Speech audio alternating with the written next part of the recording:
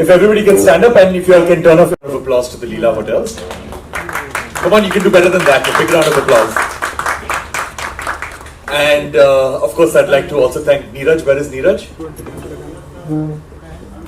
Neeraj. Thank you, Neeraj, for all that you do. Big round of applause for Neeraj. Okay, now I'll talk a little bit about this anthem. Few of you may have been here last year when we had introduced the anthem that I created for last year. Who was here last year? Okay, few of you were last year. Thank you so much for coming back again. So I'm just going to give a little bit of an introduction and how and why we've actually done this. Now, last year I created a version of the national anthem where I had conducted a 100-piece Royal Philharmonic Orchestra, that is a 100-piece British orchestra, performing the Indian national anthem. Now, this was very important for me simply because I've always wanted to record the Indian national anthem with a symphony orchestra. Now, I've worked with symphony orchestras all over the world, and every time I see a symphony orchestra, the one thing that comes to my mind is unity and diversity. Simply because a symphony orchestra has got various instruments. A symphony orchestra has got violins, which is a soft instrument. It's got a timpani, which is a loud instrument. It has got a harp, which is a soft instrument, a bassoon, which is a loud instrument. Now, every instrument has got its own unique identity. And every instrument is not trying to be another instrument. A violin is not trying to be a bassoon is not trying to be a harp is not trying to be a timpani. Every instrument is maintaining their own unique identity.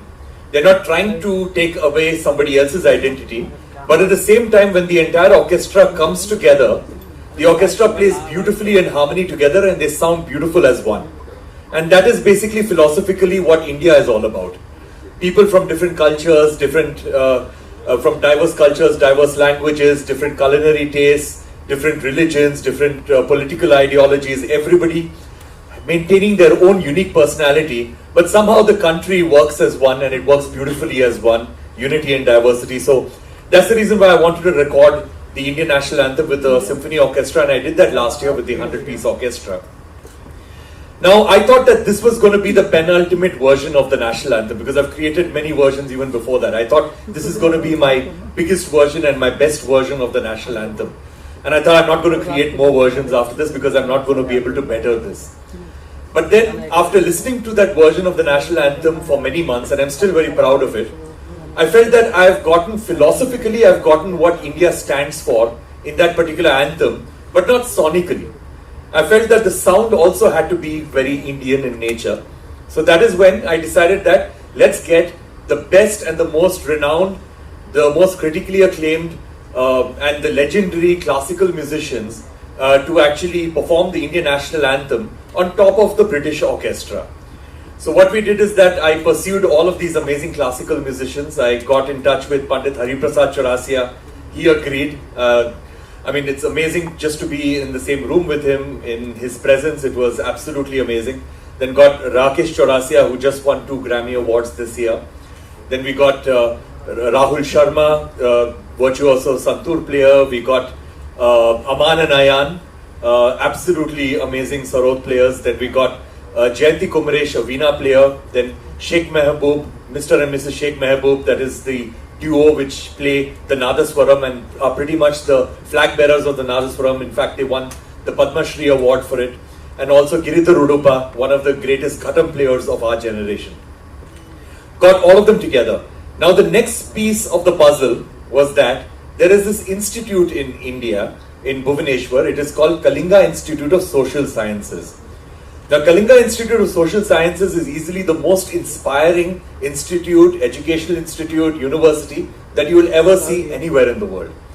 Now, I had visited the Kalinga Institute of Social Sciences multiple times. In fact, I was very, very fortunate to get an honorary doctorate from the Kalinga Institute of Social Sciences.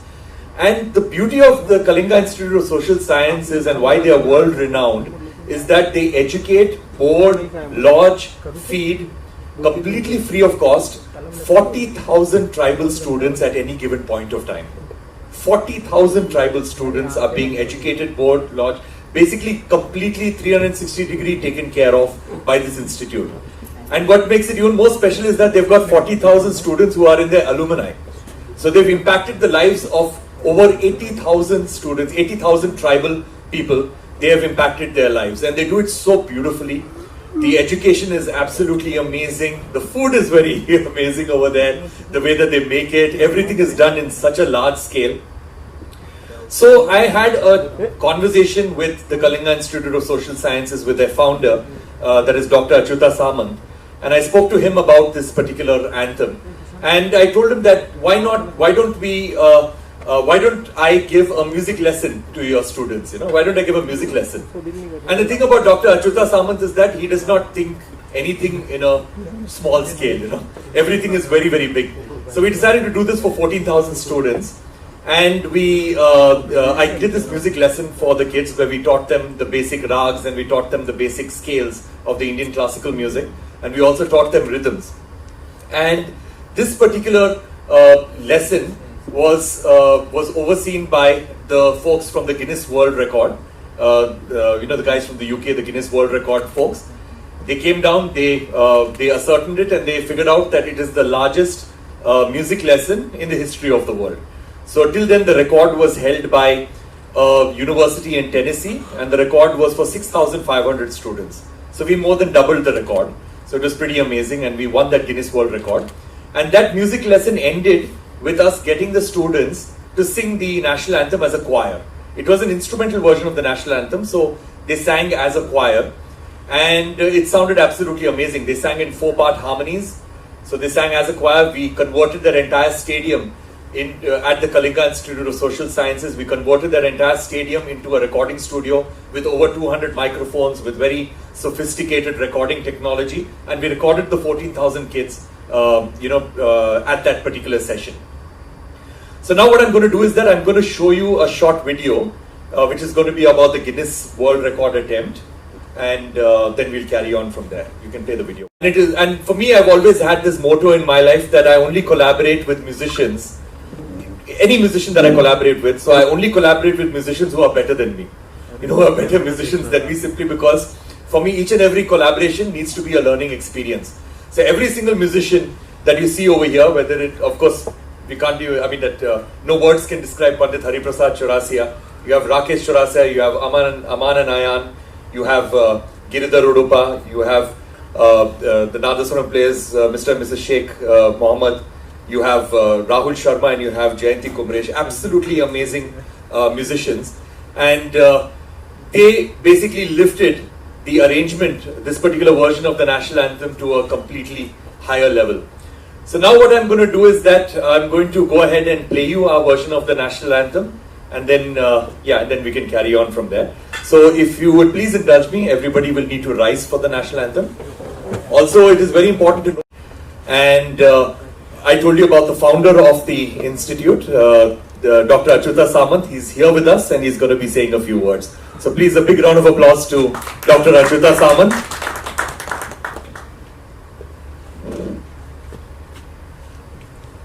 So good afternoon everybody present here.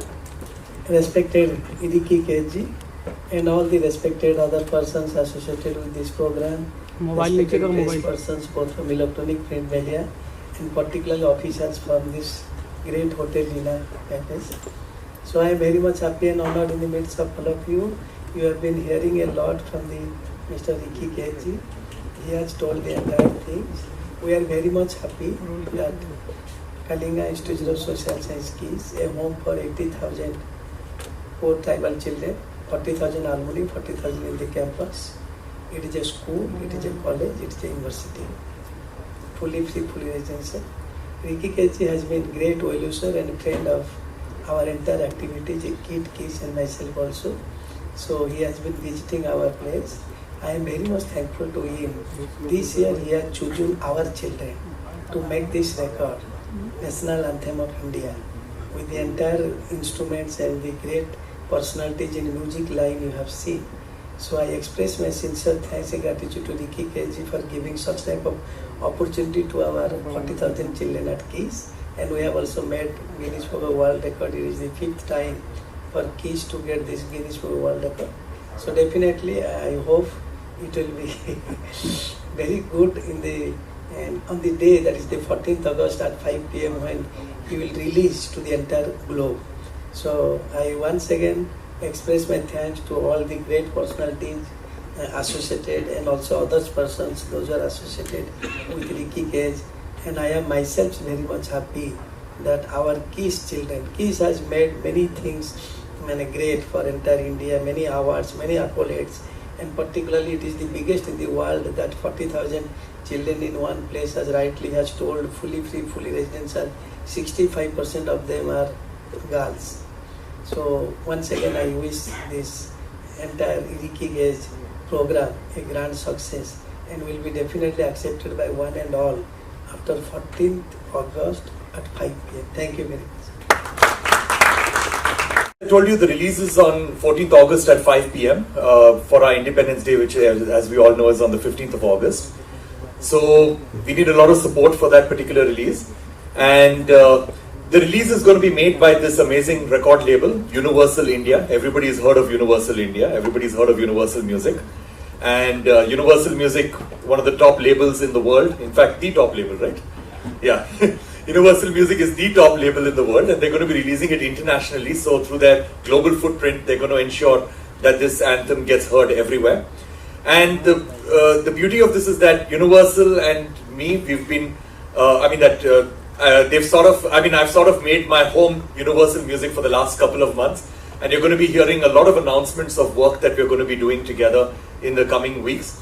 But nevertheless, this particular anthem, I've not even signed a contract with them. You know, that is the comfort level that we have, and that is how much of passion that Universal Music has for our Indian national anthem and for showcasing something for India.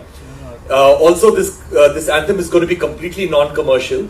So anybody can use the anthem for whatever purposes you want, without any need for royalty or whatever. Anybody can use it however you want. And it's basically a gift to the nation. And that's how Universal is going to be releasing it. So I think a big round of applause to Universal Music. And we have the MD of Universal Music over here, Shanajit. So Shanajit would like to say a few words. And the best part is that even he's from Odisha. Thank you so much. Like the first few words, like when Ricky had mentioned this album, like this particular thing, a few days back to us, and he said, would you be interested? We said, we'd be delighted, honored.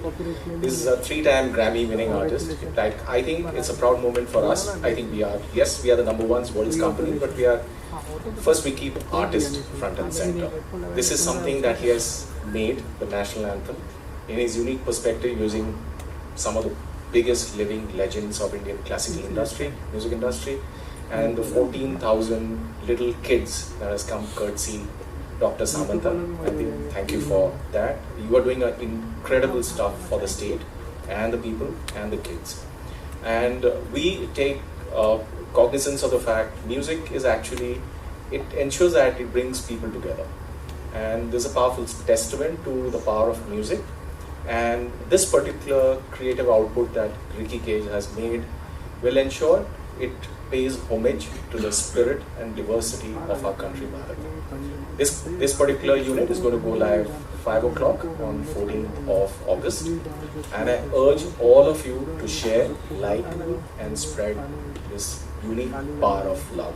Thank you. Think about that also. Sure. So basically, as I had mentioned, there was not much work that I had to do when I was working with the legends, and also I've always noticed this through my career in the music industry for the last my professional career in the music industry for the last 24-25 years now, that people who are legends and people who are extremely good at what they do not have an ego problem, you know, because people say that how is it dealing with this artist, how is it dealing with that artist. So the thing is that none of these people had even the slightest hint of an ego problem or whatever. But anyway, for me, it's always been that whenever I go into a studio, I try not, especially when it is an artist of their caliber, I try not to go very planned into a studio. I go with the basic framework of what I want to achieve right at the end of it. And then what I do is that I let the musician perform and record in their own style, so that they take they take the composition and they take the music to a whole new level, a level which I myself in my primitive brain cannot imagine.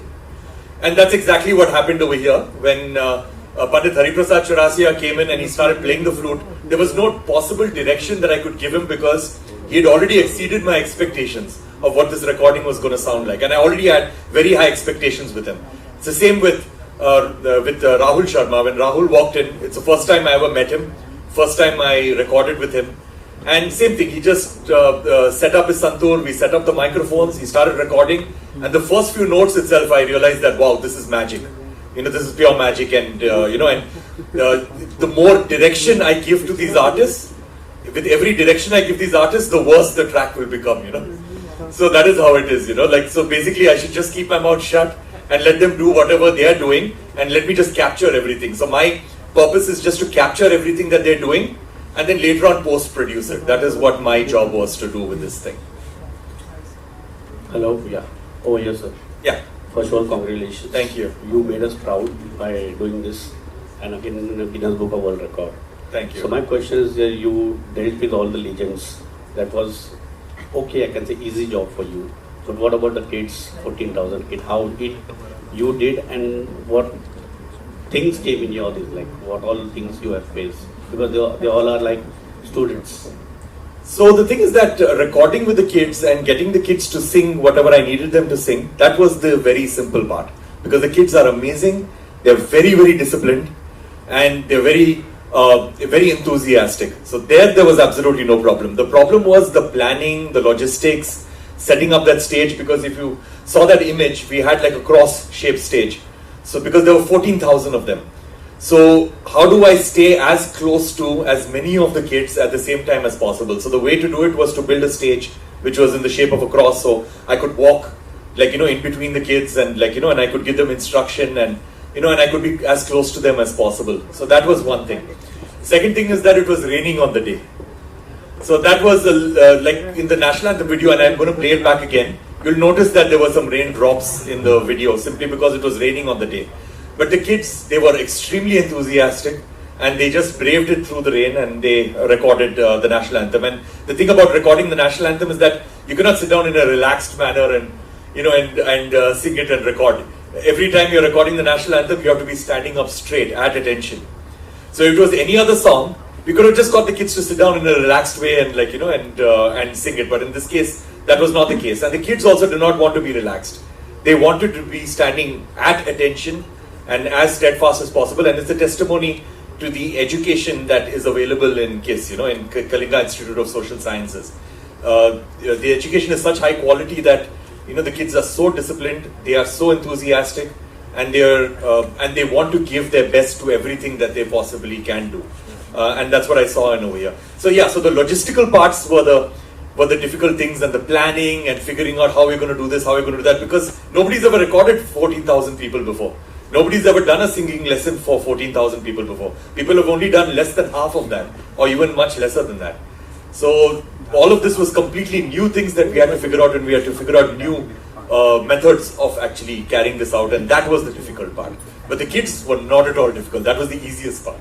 I want to know, talk about Samantha sir. So sir, want to know the collaboration with sir that you did it, and first of all, very great job you are doing that, Odisha giving all the tribals all the education free of cost. So how came in your mind to support or whatever you can say collaboration? You see, So, I have already told that Mr. Ricky Keji is associated with our all works, activities, Kit Kiss, myself, for the last so many years. He has already told he visits our place several times. So he has become a family member. And we all know, we all are great fan of Ricky Keji. A 3-time Grammy awardee, great celebrity, music composer, everything. So our children are very much enthusiastic and interested to participate in this program under his leadership. So that has happened. As he has already told, we have been 40,000 children. Really they are just like diamond. They are very disciplined, very nice. They are getting decent life with quality education and everything in one place from standard 1 to doctoral program. That's why I told KISS is school, college and university. So as children are very much interested and Ricky's leadership itself speaks a lot of things. As he has told already, I was there present, how it was raining, just drilling. So it was raining slightly, but children were very calm and quiet and disciplined. That's why it is possible. And KISS has got many good things.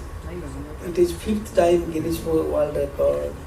And many good things, UN status, UNESCO International Literacy Prize, and now 15 students from both KIT and KISS participating in the Paris Olympic now going on. So we are too good in many aspects, which has attracted Ricky Cage to shoot this national anthem of India for this season with these children. Thank you. Hi, Mayur here from Beyond Bollywood. Firstly, congratulations. Unfortunately, I couldn't come in time to watch the video, but I'll catch it on YouTube. We are going to play it again, right? So I just had one question. Obviously, when you, any composer, any singer decides to do a rendition of the national anthem, are there kind of certain protocols laid out by the government which has to be followed? Can you talk about that? And also, I don't know, when you do that, do you also encounter certain bureaucracy? So there are no guidelines laid down by the government, but the constitution says that the portion of the national anthem, starting from Jana Gana Mana till Jaya Hai, till the last Jaya Hai, it has to be 52 seconds. So that is something that is in the constitution. But it's not a hard and fast rule. You can interpret it in your own way. Like for example, there have been versions which have stretched it, made it longer, and and there are versions which are 1 minute and 20 seconds and 1 minute and 30 seconds.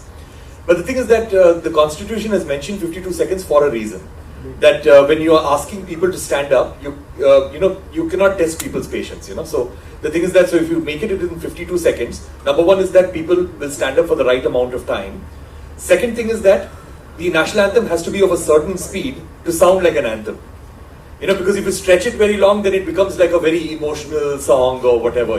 But if it's an anthem, it has to be of a certain speed. So if you do the whole thing in 52 seconds, then it will be of the correct speed where it sounds like an anthem. So that is something that I followed very strongly. Of course, there is an introduction to the anthem. Like right now, there's music, and you'll see it right now.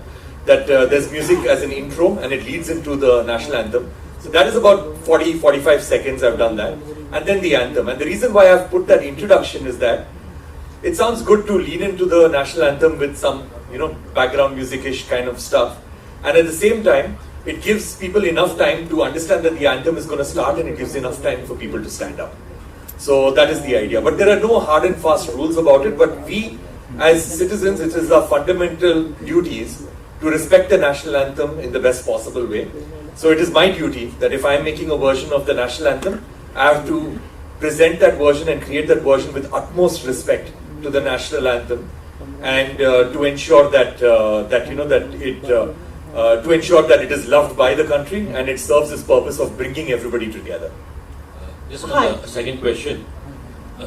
You are someone who's obviously based out of India, and I can't recall the exact time, but it reminded me like more than a decade ago where the government had stipulated of playing of national anthems in cinema halls. So back then, obviously, there was difference of opinion. As someone obviously who's based outside of India and who experiences a different thing while entering a cinema hall in the US, so I just wanted your perspective on this whole thing. I'm actually based in India. I'm based in Bangalore. Okay. So that's of course I travel a lot, but my home is Bangalore, and I always say this that even though I travel a lot, my home has been Bangalore for the last now how many years? 38 years. So I've been educated in India, I've been educated in Bangalore. Everything has been in Bangalore. And now that I travel a lot, people ask me that, are you based abroad? Then I'm like, no, my dogs are in my home in Bangalore, and you can travel with your family everywhere, but where your dogs are, that is where your home is, you know. So my dogs are in Bangalore, so that is my home. So anyway, but to answer your question, I'll answer it anyway. I feel that the national anthem in cinema is a good idea, simply because I believe that the national anthem, especially like all over the world, national anthems come with a certain degree of controversy. Some people say that we like it. Some people say we don't like it. Some people say that it's we should change the national anthem. Some countries barely have a national anthem. Some countries have national anthem in multiple languages and they're not sure which one's the official one. In India, the national anthem is a zero controversy piece of music, where as soon as you listen to the first few notes of the national anthem, you immediately are compelled to stand up, or that is, if you can physically stand up, you're compelled to stand up, and you're compelled to respect the national anthem. And not only that, it also evokes a sense of pride of our country and a pride of our belonging. So I believe that it's a very, very powerful tune, and it's good to be reminded of that. Especially if you're going to an entertainment venue, I think it's good to be reminded of that. And the best place to play the national anthem is a theatre, because if you're playing it, let's say on radio, you do not know how people are listening to it, because people could be listening to it in the car, and you can't stand up in a car, right? And people could be listening to it when they are in the shower, or people could be listening to it, while they're relaxing, or when they're extremely tired or whatever. But in a movie theatre, it is a captive audience. It is an audience which is, all of them are facing one particular screen. Everybody are assembled over there, and usually nobody is sleepy before the movie starts. Yeah. So basically, everything is absolutely apt for the playback of a national anthem, and the sound system is amazing. So you've got a great sound system, you've got a great screen, so everything is absolutely apt for you to play the national anthem, and it's the best place to inspire people to remember that they have a country to serve. Just one last thing, all these years of my life, starting from school, we all have obviously, sung the national anthem, but I don't know how many of us have bothered really to check, the values behind it and the meaning. So you think, is there a need, because the language is such which obviously we don't use in our day-to-day life now, and is there a need for, us to understand each and every word behind the national The very anthem? fact that I've created an instrumental version of our national anthem shows that that you just need the feel of the national anthem. You actually don't need to go into every single nitty-gritty of every single word and all of that. Even though I think it adds a lot of value if you do that. I think it adds a lot of value if you know the meaning and if you get into the meaning of everything, which I have done. But the thing is that even if you do not, just the melody of it is good enough for you to evoke a sense of gratitude towards your country and a sense of duty towards your country. Thank you. Hi. Hi. Yeah, hi, Rick. Congratulations for this, first of all. This looks absolutely marvelous. Thank you. And my question to you is that this is so endearing and this is so nice to, firstly, I would like to tell everybody that, freedom did not come for free. So, and making such a beautiful radiation of national anthem. When did this idea come into your mind that I'll get all the legends all together and I'm going to have 14,000 kids singing it? When did this idea come into your head? So as this is amazing. I mentioned to you earlier about the whole story about how it came across that, so I'll just repeat it in bullet points. So last year I'd done the orchestral version, and then this year I decided that, after listening to that multiple times, that we have to get the Indian soul into it. So that is the reason why we got the best musicians in India to be a part of this. And then after that, inspired by the institute, because I visited the institute, that is Kalinga Institute of Social Sciences, so many times, that it just inspired me that I have to do something with the kids over here. I have to do a music class, and then, that has to culminate in them recording the national anthem. And that's how it was, so basically that. So it wasn't like a sudden aha moment where I thought we have to do all of this. It was a slow progression, and it was a slow evolution into becoming what it is right now. Hello my question is to you is कि ये designing कैसे हुई कि ये track जो रहेगा इसमें मुझे ये इंस्ट्रूमेंटलिस्ट चाहिए, because you have work with all the living legends of Indian classical music, but उन लेजेंड्स को पर्टिकुलर स्पेस देना और साथ ही साथ उन 14,000 बच्चों को भी स्पेस देना और 52 सेकंड में इसको रैप अप भी करना. Correct, that was a challenge for sure. So, so now when it came to the legends, I'll start with that. All the legends played the whole song. Okay. So when I went to Pandit Hariprasad Chaurasa, he played the whole song. Same thing with Rakesh ji, same thing with Aman and Ayan ji, same thing with Jayanti ji. Everybody played the whole song. And then what happens is that I had to sit down in the studio, and of course the children, they are singing in the background throughout.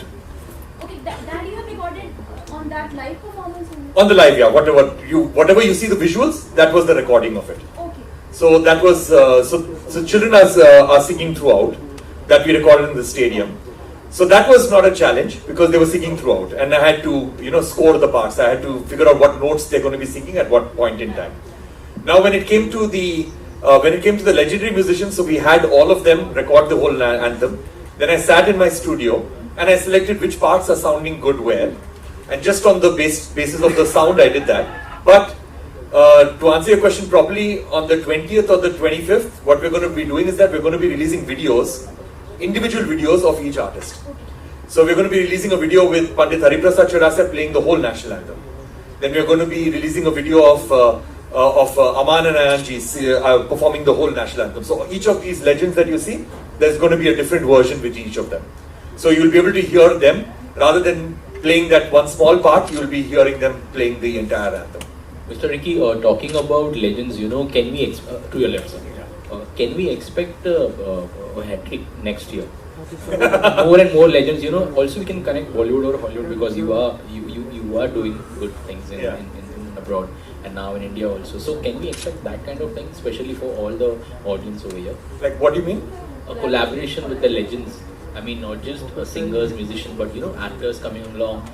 In the 90s, we used to see this thing on the TV that everyone is coming together, all the legendary actors, and then they are doing something. Yeah. No, I guess it will have to evolve. That is the whole thing. Because right now it's difficult to answer that question. Like for example, Mile Sur Mera Tumhara. I grew up listening to that particular song, and that song every time it starts playing, I get very emotional when I watch it.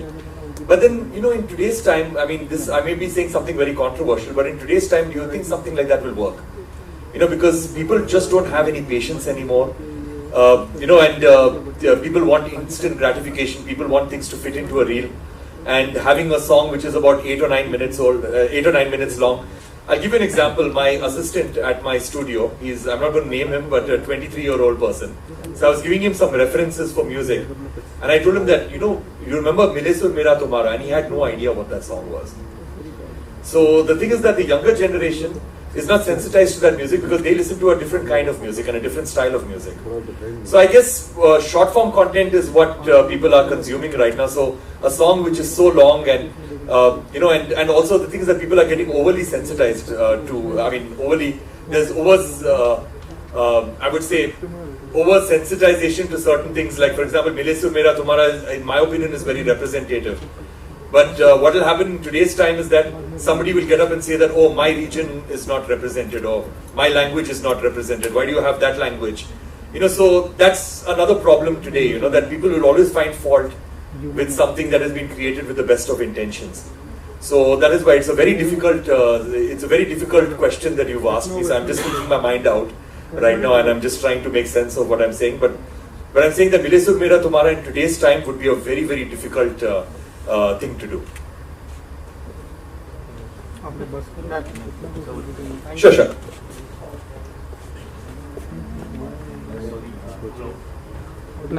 The world record already have done it.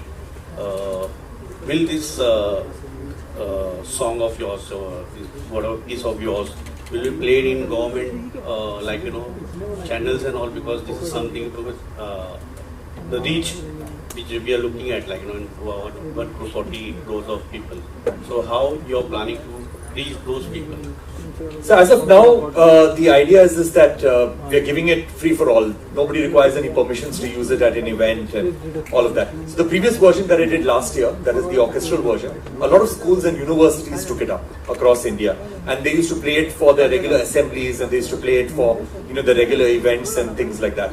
And also, since ours is the constitutional version of 52 seconds, so it works really well for us that that people will end up using the song. So I don't have an answer to your question, but I'm hoping that what you're asking happens. That as many people, we want to encourage as many people to use this version of the national anthem as their version of the national anthem. But more importantly, for the members of the press, if you can encourage everybody for their on Independence Day, everybody puts out a message for Happy Independence Day. So if they can use this video as their message for Happy Independence Day, we would be very grateful. So if you can encourage as many people, because anyway it's coming out at 5 p.m. one day before Independence Day. So if you can encourage as many people to use this as their message for Independence Day on WhatsApp or on social media, on Twitter, on Instagram, then that would be great. What next? What next? No, just concentrating on this right now. Thank you so much. And lastly, I wanted to tell you, very, very important. Now you saw this version of the national anthem over here. Now we've got a virtual reality version of it, where you put on your goggles and and then you can get really close to Pandit Hariprasad Chaurasia when he's playing. You can there is a section in the middle, in the beginning, where you've got a note written by Sri Rabindranath Tagore, where you can go close to the note and you can see what are the instruments being used right at the end of it. You can touch the instrument, you can learn more about the instrument and things like that. It's a proper virtual reality thing. You can see the kids up close while they're singing the anthem. And that virtual reality experience is over here, right at the back. So we have the two gentlemen over there. You can just see them over there. They're waving their hands over there, the two of them. So basically go to them. They've got the Apple Vision Pro. They will put it onto your head, and it's about a 3-minute experience. You all can experience that, and you all can see a virtual reality version of this. So I would encourage everybody to go over there and spend a few minutes and just experience it in virtual reality. Thank you so much. Thank you.